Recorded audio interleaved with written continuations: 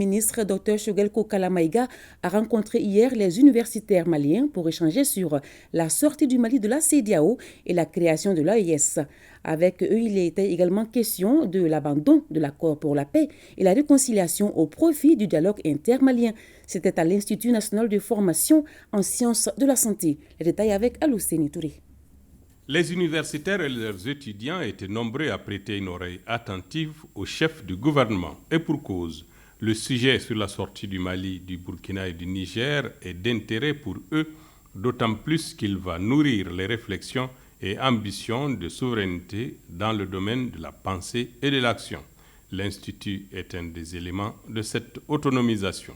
Nous, ici à l'INFSS, depuis plus de 2 ans, nous avons, dans le cadre de la souveraineté retrouvée, créé des filières de formation pour lesquelles le Mali envoyait les étudiants se former à l'étranger et où les malades se soignaient pour ces pathologies à l'étranger.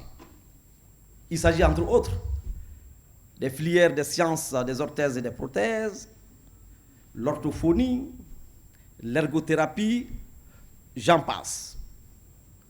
Monsieur le Premier ministre, certains de ces étudiants finiront leurs études dans 2 ans environ, et cette partie du recours à l'étranger que nous faisions ne sera qu'un mauvais souvenir.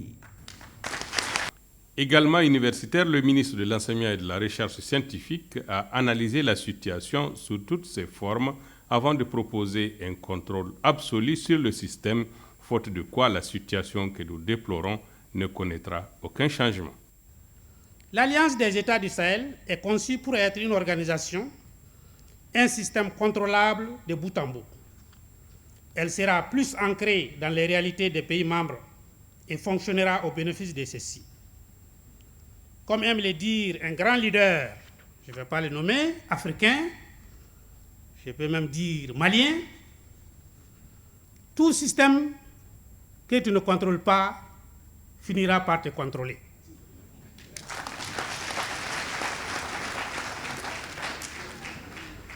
Je sais que notre résilience est sans pareil, historique. Notre histoire d'ailleurs nous l'enseigne.